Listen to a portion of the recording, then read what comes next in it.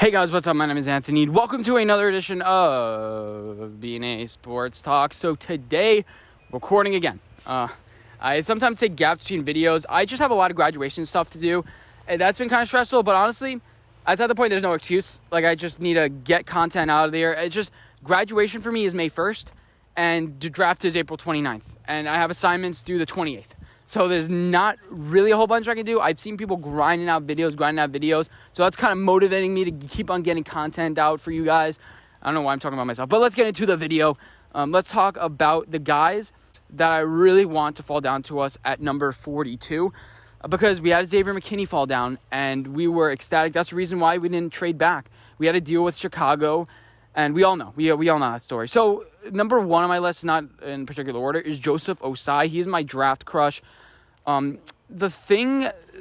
couple of concerns I have, I'll list straight off the bat.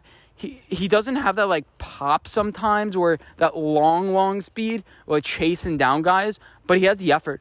He will chase down guys. He's a guy that it feels like he understands the nuances, how to strip sack, so you don't even have to teach that from him. He's a guy that has a natural knack for the ball that way. Coverage, he's going to be a little bit of a liability. People say he's a 3-4 outside linebacker.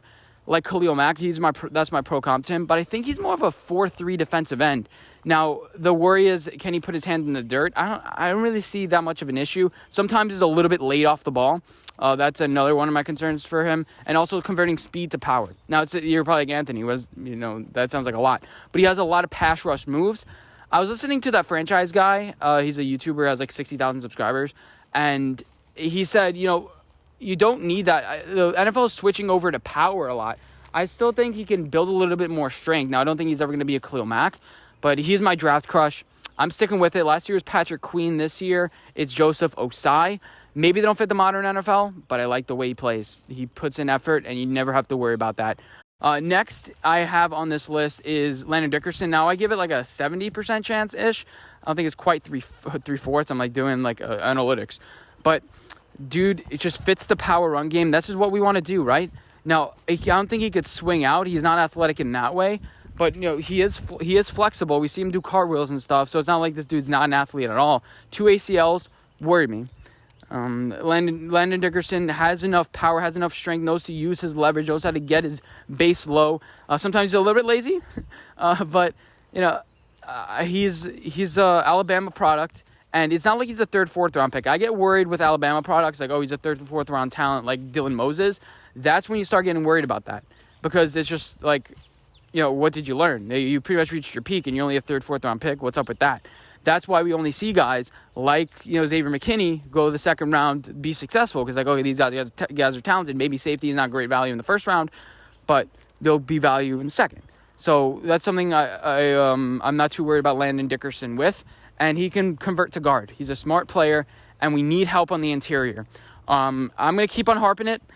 I've seen reps of Shane Lemieux. He just gets beat on the inside way too much. And don't try to convince me that Shane Lemieux is the future. Just don't. I don't care. I would be pissed off if we go with this draft without selecting a guard. I may like Ben Cleveland value in the 3rd round a little bit more because he's 6'6". Just he bends people all around.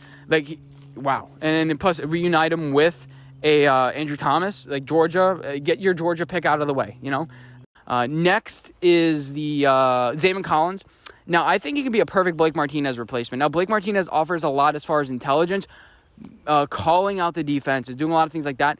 Have him 1 year under Blake Martinez. Blake is going into his 3rd year. Linebackers only get slower. Now, we see Luke Kuechly and stuff. They get injured. Blake Martinez, I talked about it in a different video. I say, what if Blake Martinez goes down? Then what do we got? We got Reggie Ragland and, Tay Crowder. Is that something we really want to rely on? We did that with the Rams. It was successful for one drive, but Blake goes down. It's like, what do we do? So I think we need another big guy, 6'4". I think he's losing weight. Yeah, I think he is losing weight, but that'll only make him quicker. Now, he's a little bit stiff, but he has a good enough arm length to wrap up. He's not Gregory Rousseau arm length, but dude could shoot gaps. Sometimes gap responsibility, not the best. But he'll only learn with experience, learn how to call out defenses. Zayvon Collins just a big, stocky guy. Fits the modern NFL. I think fits our defensive line because he's going to be able to kind of learn behind them, see how they react and be able to, move with them. Big guys like Danny Shelton, big guys like Dalvin Tomlinson. I think that he could really succeed. Now, he was from Tulsa, meaning he didn't face the best competition, meaning that, he still has a lot to learn.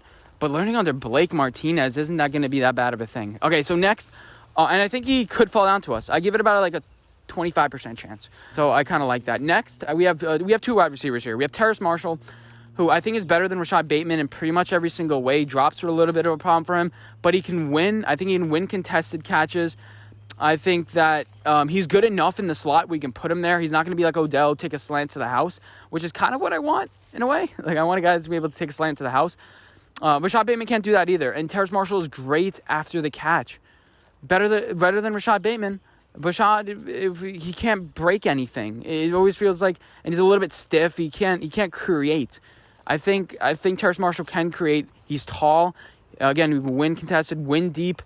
Worried about him a little bit in press. I haven't seen enough of him beating man to man, but the dude will learn. I mean, we have a good wide receiver coach, and that goes for Kadarius Toney, who's number 5 on my list. We have a wide receiver coach. Okay, he'll be able to develop his routes. He's only been a wide receiver for 2 years. Okay, not even. He was a running back before, and you see that a lot with him. Sometimes like, okay, just get upfield, but his game-breaking talent, game-breaking speed is just amazing. I give Kadarius Toney like a 10% chance, 15% chance, but you never know with these value guys. And it's Terrace Marshall. I think it's a little bit higher chance that he falls down to us because you're gonna have like Rashad Bateman's go, De'Ami Brown's. It's just who's your favorite guy, and I think Terrace is gonna go to Baltimore. And then you look at earlier in this round, I think Detroit's already gonna have their pick of the litter. You're already gonna have Jacksonville. You're already gonna have Bengals maybe selecting a wide receiver. So there's a chance that he falls down to us. Hopefully Bengals don't snatch him up. I'm just thinking about that now. What if they suck Sewell and then that would suck. They would pick 2 of the players that I want. But yeah, so there's that. And then Kadarius Toney, he's sometimes a little bit too finesse, but you can always coach that out of him a little bit.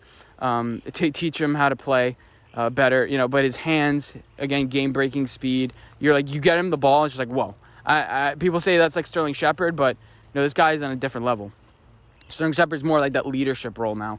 I don't think he's going to be able to, he had some interesting plays last year, but yeah. So those are the 5 guys that I want to fall down to us. There are obviously others on this list, but those are the 5 who will be like, yes, those are my yes guys. Those are my ecstatic guys. So next I want to talk about Ronnie Perkins. He is my edge 7 on this list. I have him higher than Jason Owe because Jason Owe is just too much of a project. I do top 7s. Chris Sims does top 6s. I have him high.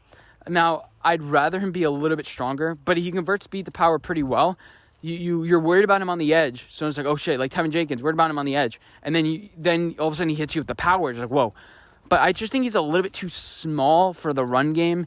He is kind of slow. People say Joseph Osai is slow. He runs like he has sandbags on his feet. Then what is Ronnie Perkins?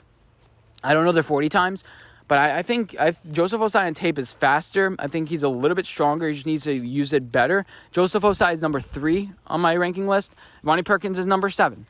I think he offers a little bit more in coverage, has a little bit more of those man and zone instincts. Can do a little bit of that. He also did a decent amount of it in Oklahoma. We saw Joseph Osai, once he didn't do that, all of a sudden he's like a great player. So, I just worry about his size and his strength. He played the game against Florida, did pretty well. Against Stone Forsythe, against against guys that are unathletic and can't bend at the hips or what do you call it, bend over. He'll rip right around you. He has that good swim move and he'll good rip move and he'll get right by you. So, but this is the NFL. You're not going to get a lot of players like that. Against the Dallas Cowboys, when eventually Tyron Smith goes down, that's going to be useful. But I just worry. I worry a lot about his size. That's kind of the TLDR of him. We can start getting into his history with, which is important. I think he had a drug problem or something. So that is a red flag. If he falls down to me in the 3rd round, I'd pick him up. But I think he's going to be gone by then. But yeah, he's a player that's going to be interesting for the Giants to grab. That's pretty much all I got to talk about today. Let me know what you guys think. And see you in my next video. Bye, guys.